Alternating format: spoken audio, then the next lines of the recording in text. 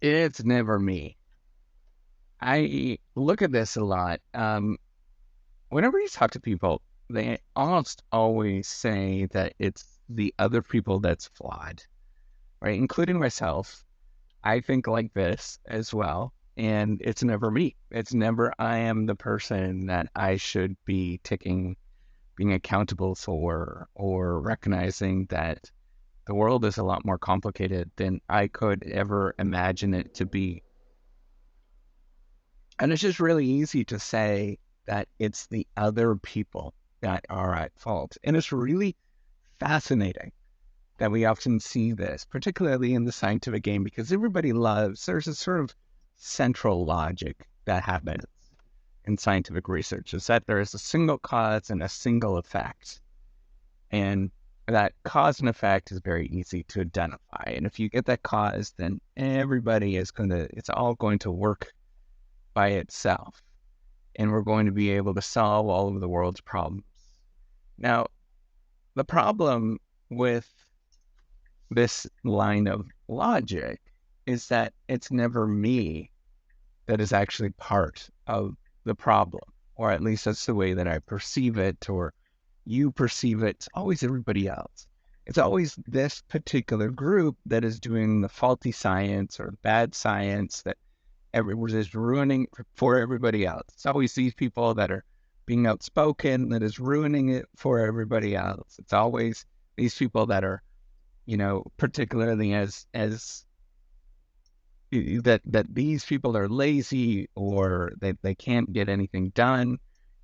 It's if you talk to people that are senior in the field, they say it's these junior people, they don't know what they're doing. You talk to the junior people in any field, they'll say, it's the senior people, they're gatekeeping and it's all their fault.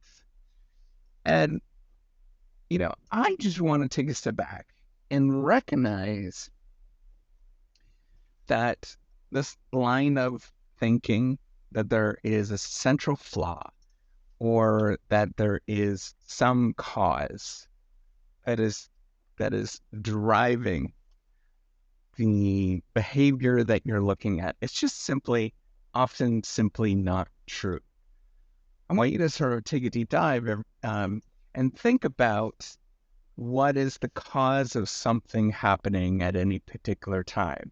And depending on what level of analysis that you take, and so it's this fancy term of like, what are you actually looking at, right? So the cause of no, I get migraines every once in a while, right? So the cause of migraines is for a long time, it was like people talking about, um, what you're eating, all of the surroundings, you're doing something wrong personally.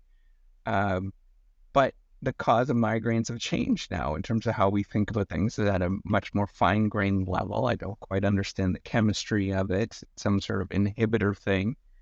Um, but these causes and how we think about things have shifted and changed. And the truth is, it's everything, right? There's not one particular thing. Yes, I can eat better or do more cleanly, and I could probably control the vast majority of my migraine attacks by making sure that I'm never stressed. Yes, I can take the right medication and make sure that migraines never happen. But do I want to be taking medication all the time?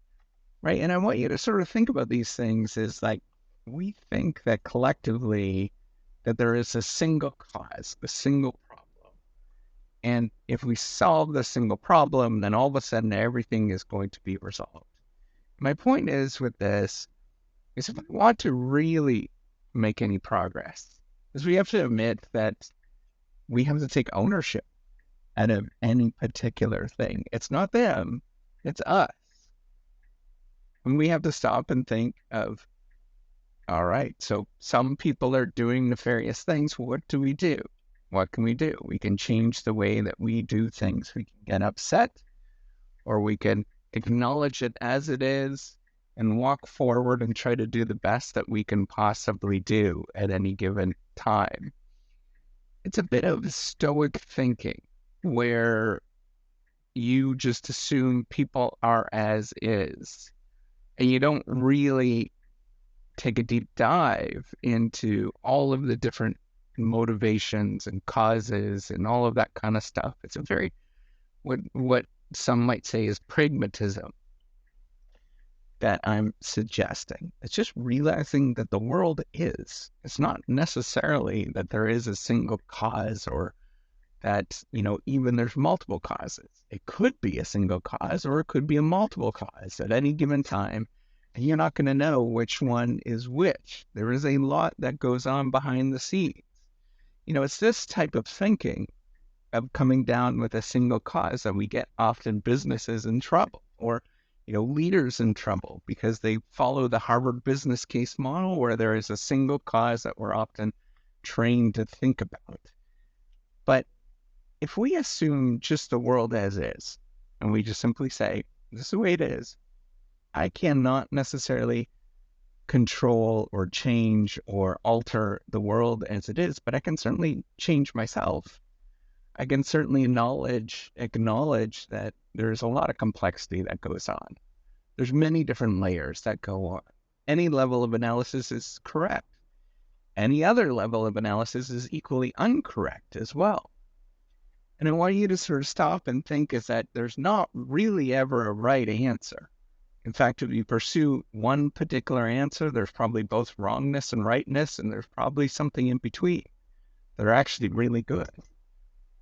And I want you to stop and think and take a deep breath and say, okay, if that's the case with all of this complexity in the world that we understand, yes, we might get a little bit better of an understanding in terms of the world that we know, but at the same time, we have to acknowledge that there's lots of just is in the world, and you can't control it.